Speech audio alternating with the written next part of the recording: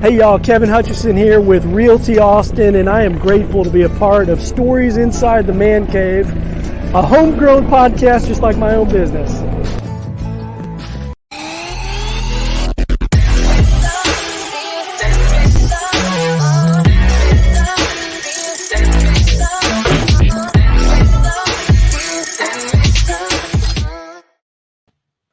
Well, here we are on the night of, how can I say this? February National Signing Day with our good friend Stephen Ngati of Fanatic Perspective. I almost butchered that immediately. Man, you were just talking about how you used to follow this hour by hour when it was just a single National Signing Day, Stephen, and now you've got to split it up in two parts, but December being pretty much the main course of recruiting, right?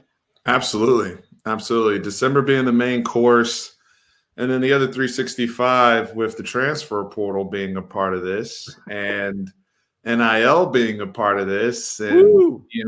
so much, right? College football is 247, 365, but today is a special day in terms of the traditionalist, those of us in college football who always recognize National Signing Day here early February. Seeing finally where these kids are going to sign and spend their next 3-4 years of school. Yeah, be sure to go to follow Stephen on his socials, that being at Fanatic Perspective on Twitter. And I would be remiss to not promote your YouTube podcast that you do. I've lost track of how many, but you do quality work. It's fun. You have good content. And if you're into sports betting, Stephen's got you covered. I mean, what have you talked about lately, and what do you have planned on your future episodes here? So Texas basketball has been a hot one, right? And then last night we had Chris Beard make his return to Lubbock. Right. Fortunately, we suffered an L, and the Tech fans were tremendous and brought a lot of energy in that building. But we will see them in Austin. So we've been heavy on the basketball content. Again, Fanatic Perspective is just the teams I love and support: Texas football, Texas basketball, the Dallas Cowboys, who recently suffered a playoff loss as well. So I'm still hurting. You guys get to see my highs and lows. That's the thing. It's reality TV on YouTube. You get to see my highs and lows as a sports fan of these teams, but we have a blast over there. We are a realist. As much as I love, gassing my teams up and promoting certain things, we do try to look at things out of a, pretty decent, objective perspective, objective lens. So appreciate it. No, it's quality content. It's fun. There's a lot of humor there, and there's some really solid takes. And I try to tune in, if you will, as much as possible. And Stephen's also, I jokingly put on his right here at the end of his lower third here, loves Twitter Spaces. You recently started hosting those, and those are another fun outlet.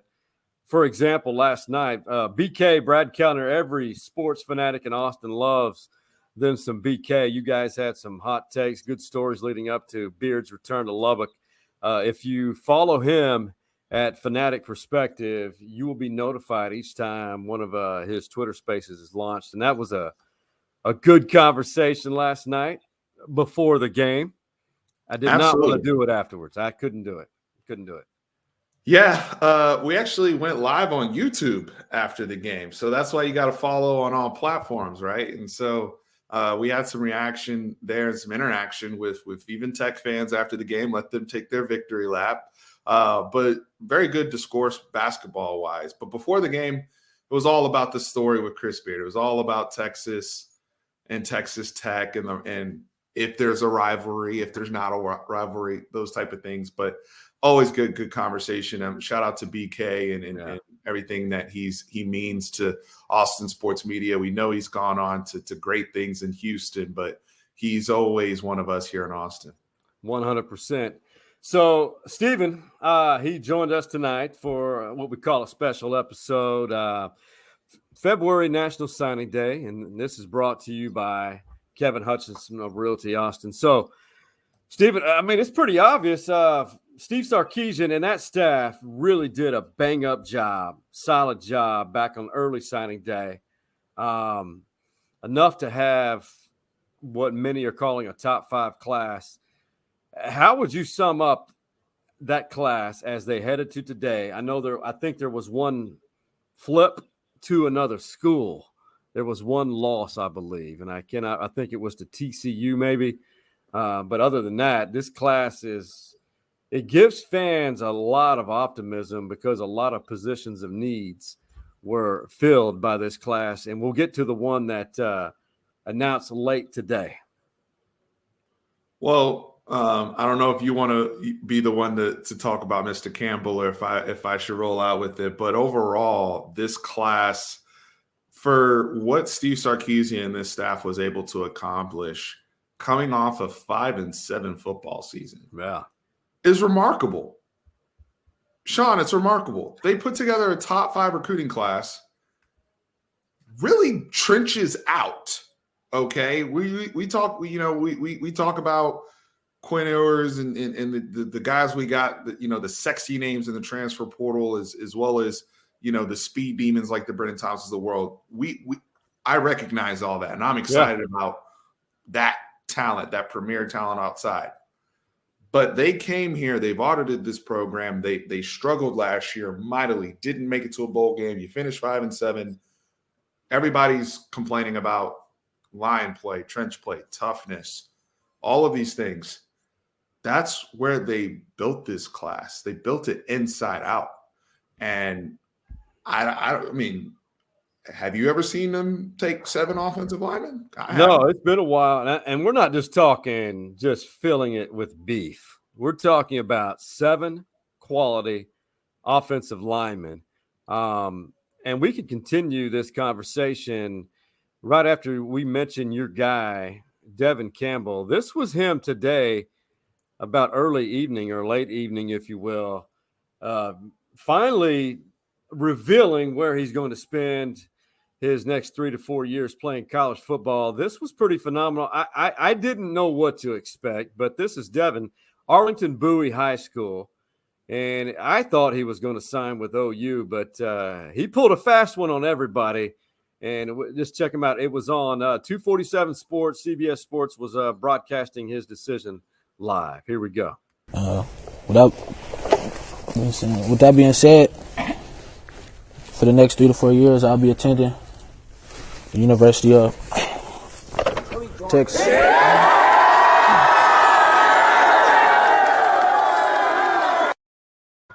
So, rocking the burnt orange. I think Arlington Bowie, aren't they the Longhorns? Something like that? They have burnt orange colors. They have burnt orange. Yeah, I think so. I'm not 100% sure. I struggle with high school mascots. Too. Forgive me. But they do rock the burnt orange, yes.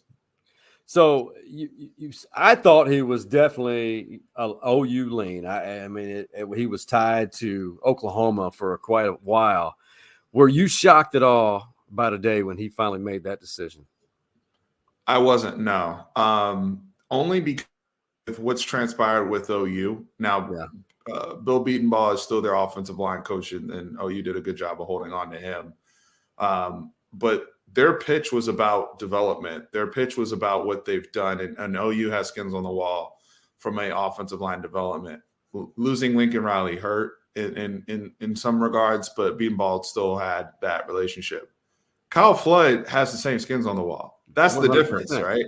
And so when you factor in what Kyle Flood has, what Steve is building, and the running buddies he's coming in with, I think it matters that you have a Cameron Williams in this class. I think it matters that you have a Kelvin Banks in this class, iron sharpening iron, not just on the offensive line, but also the defensive line guys that are coming in here that are also pit bulls.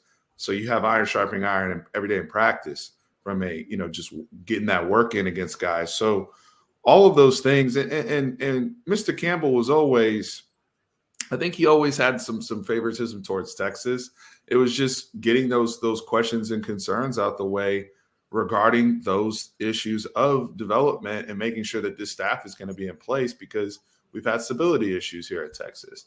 Obviously, Steve Sarkisian and Kyle Flood, most importantly, were able to put those concerns at bay. Things kind of played out longer than we would like to see, but it sounded like Campbell, at the end of the day, he's a Longhorn for a reason, and big win for Kyle Flood, especially. Yeah, he did a phenomenal job, that entire staff. And then I don't know if I've ever seen Texas have a 32-man class. Now, you and I talked before the show, and I know a lot of people are aware of this, but 32 total. And that's, there's the transfer portal guys, and there's quite a few, and 32 signees. And we just mentioned 4 transfers. Now, the one impressive you mentioned about really loading up on the trenches. So 14 total old linemen and 7 defensive linemen and a defensive end, the pass edge rushers. 14 guys total. And you mentioned it. You said it to a T. That was the biggest need. And these are all quality guys. And these are guys will probably make I'd say half of them will probably make an instant impact. Now, I know what you find amusing that I do. Our friends from Oklahoma will they will mention it often.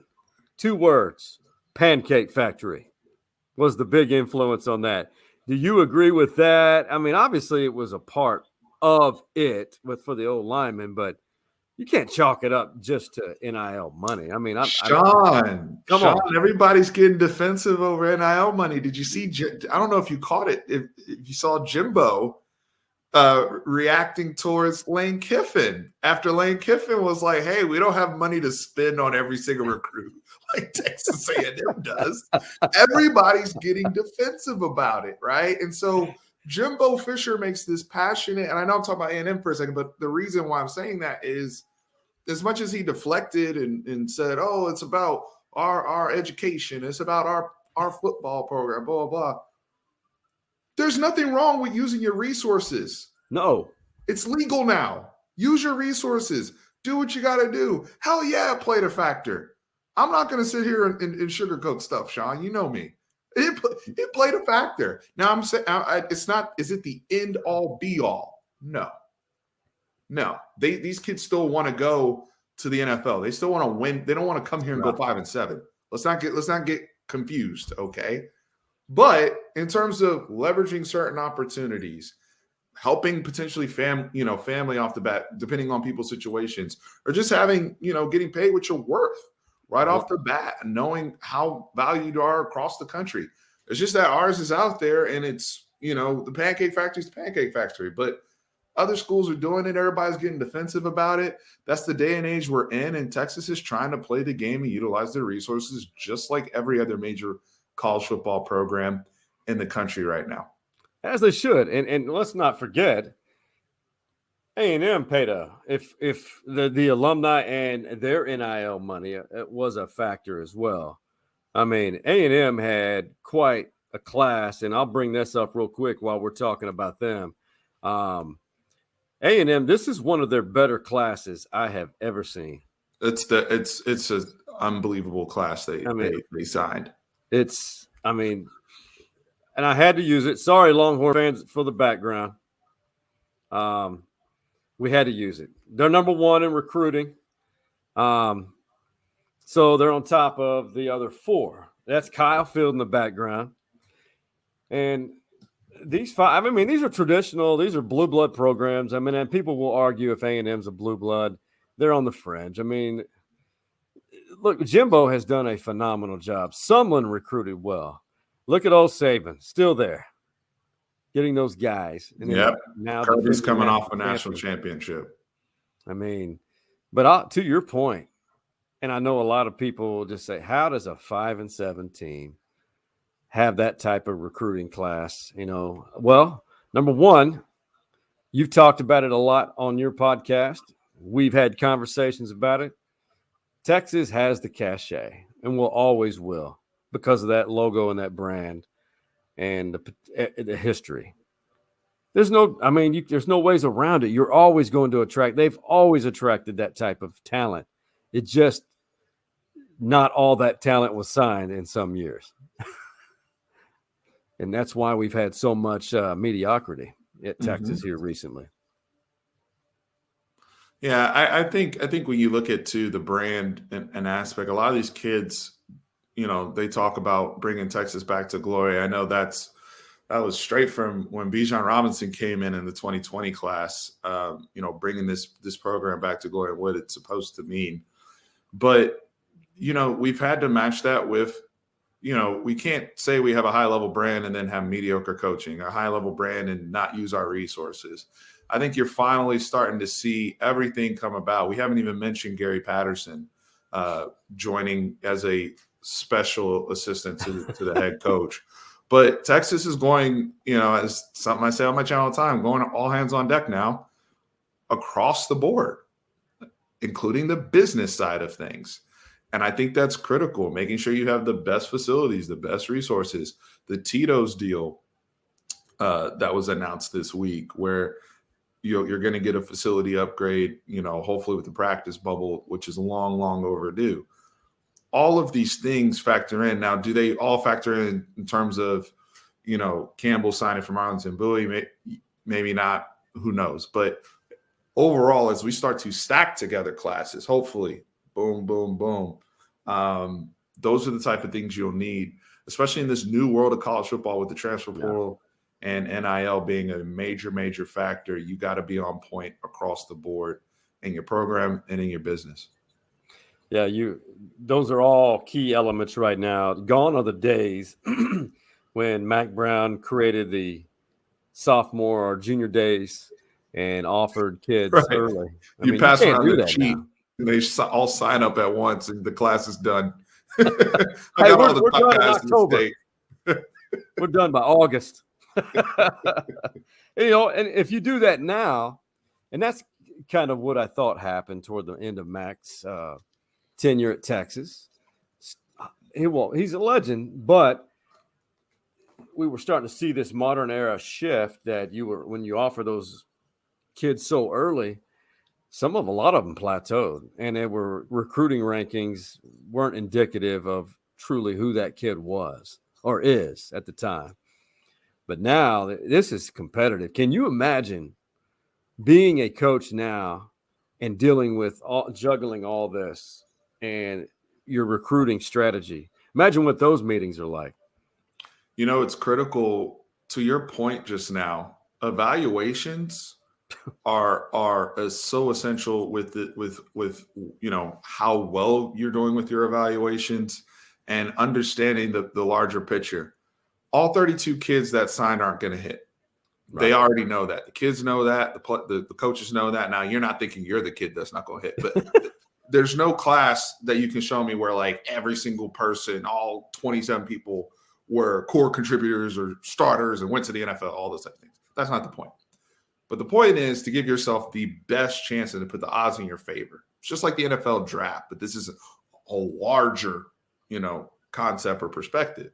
And I think one of the things that's really, really cool is with this particular Texas class, this 2022 class, you got the best of both worlds, in my opinion, because there's some real sleepers in this class. There's some guys, we talk about the junior days. Some kids don't even come into their own until their senior year. Some kids picked up the game of football really, really late, right? Whether it's for safety reasons, parents held them out of football. They didn't really, understand the sport. Isaiah Nayor, transfer, who from Wyoming, who's formerly of Arlington, Lamar, did not even start playing. I think he played 1 year of high school football. They found him in the weight room. And they were like, what do you, I think he was like trying to run track and in the weight room. And they're like, dude, look at your body. Why aren't you, as one of my buddies said, go to the league, bro. What are you doing over here? And the kid ends up at Wyoming. He plays 1 year of high school ball. Now he's physically developed and he's, he balled out in the bowl game and all this type of stuff. And now all these schools are after him. We're lucky to get the young man services. That's one example. Look at Ethan Burke, who's a part of this class, defensive end from Westlake, right? On their third straight. The dynasty. Yeah, right. Todd Dodge, everybody over there. And Ethan Burke, who's like 6'8" or whatever, this guy's a lacrosse player. just now really coming into his own.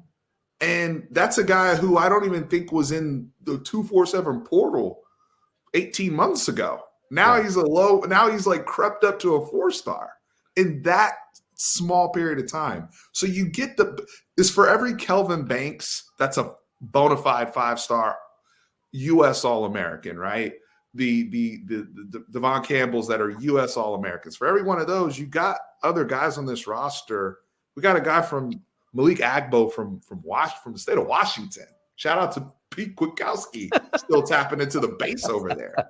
Got an offensive lineman from Washington, man. So it's incredible how they merged those things. I think that's really, really key. You can't just load up on stars and who's the best 16-year-old. It's about who's the best 19, 20, 21-year-olds. That's what wins at the end.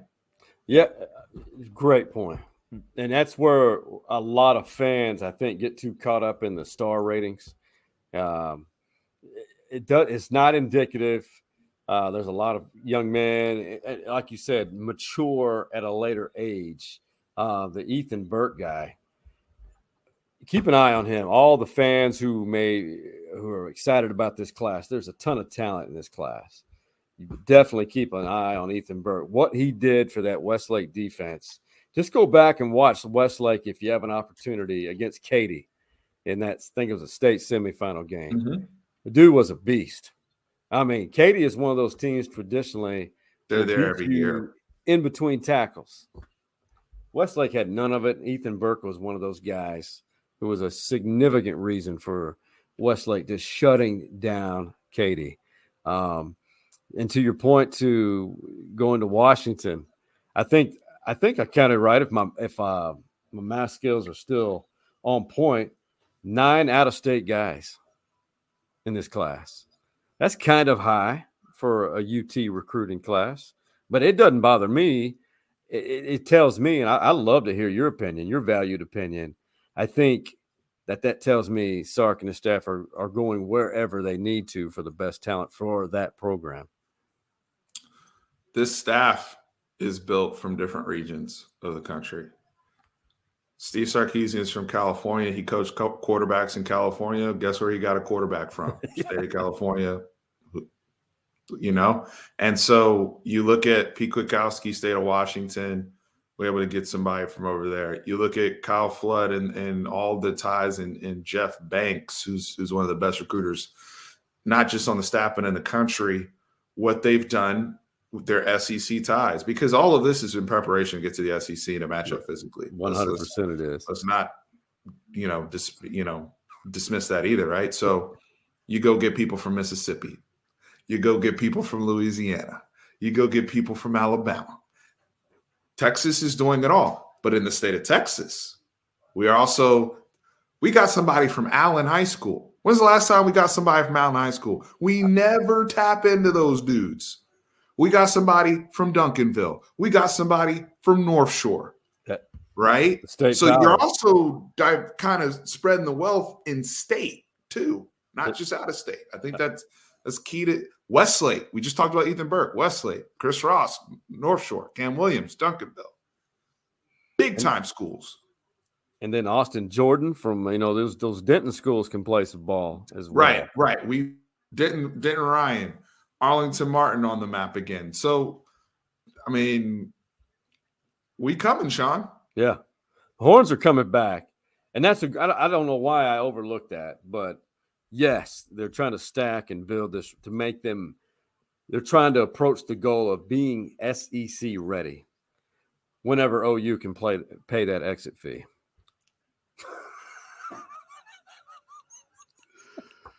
They got to start up a GoFundMe, man.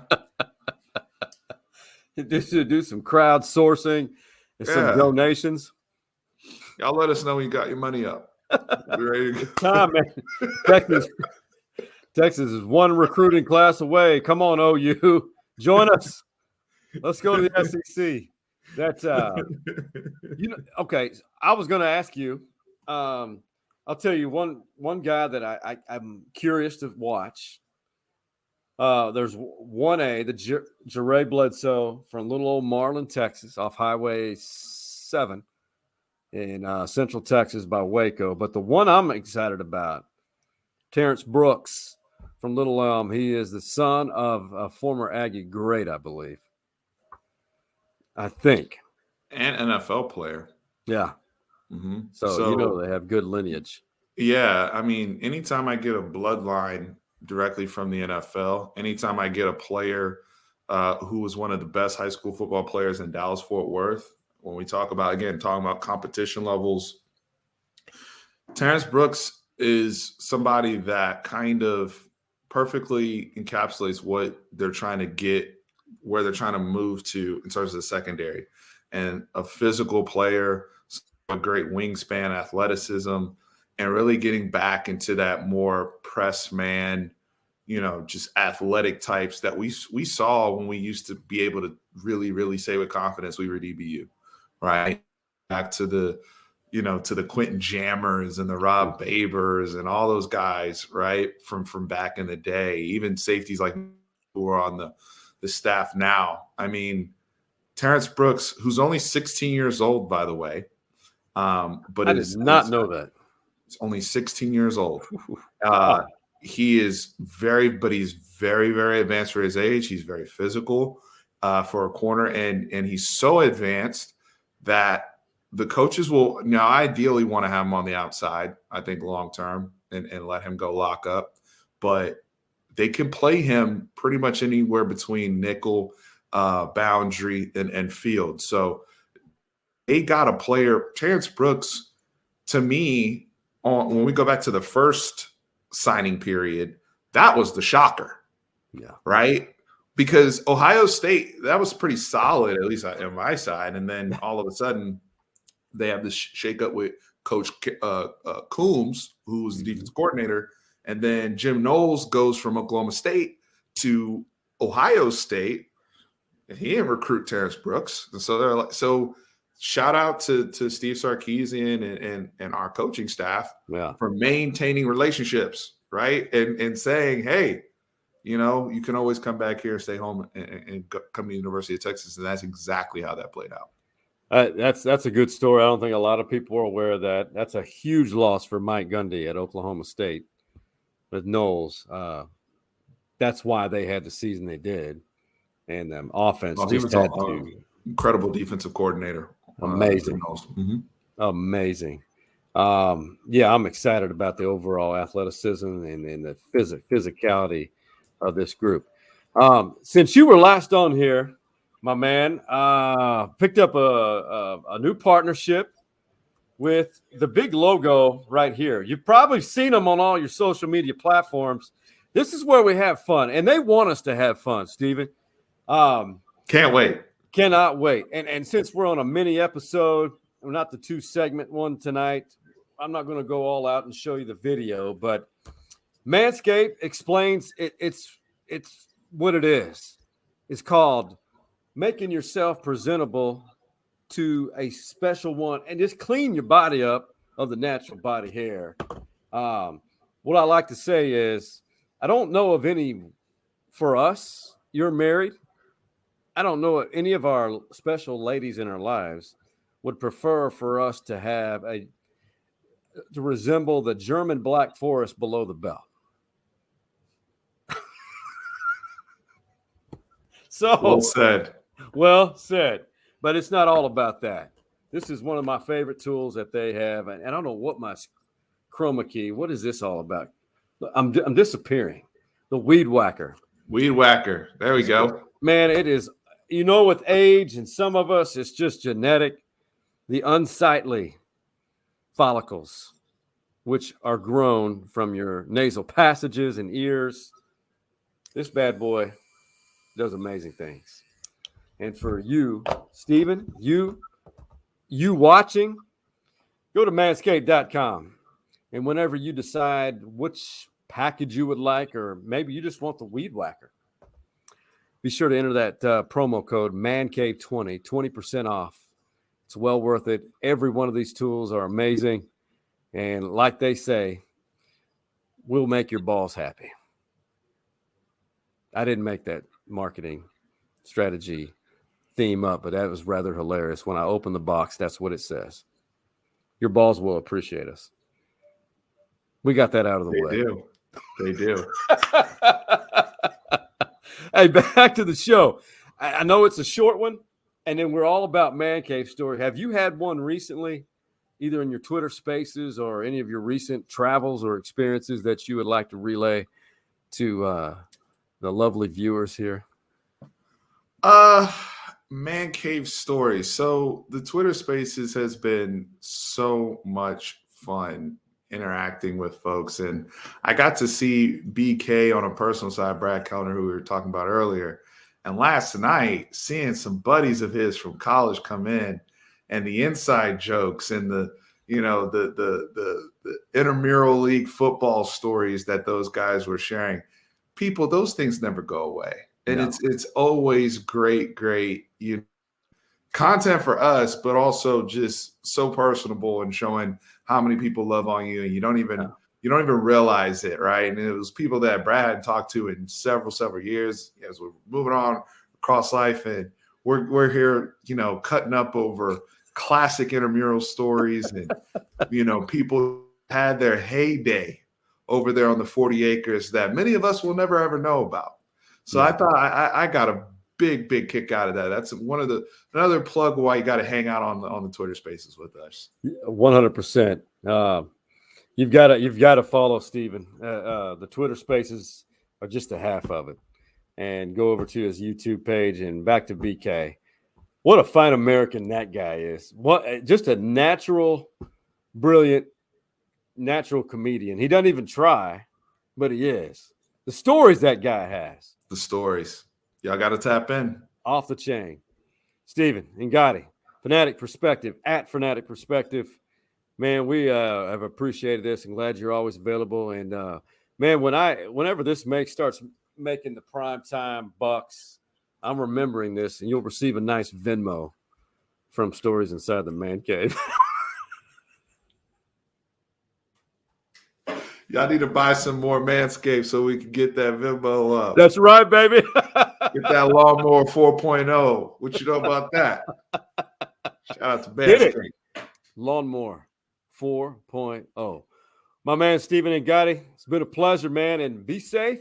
It's supposed to be some ice on the road across the great state of Texas, not like Snowmageddon of last year, but be safe out there, my friend. Be safe, everybody. For Steven and the Man Cave OGs, that being Big Mike, Hardball Harge, and the Coach Mo, we are out.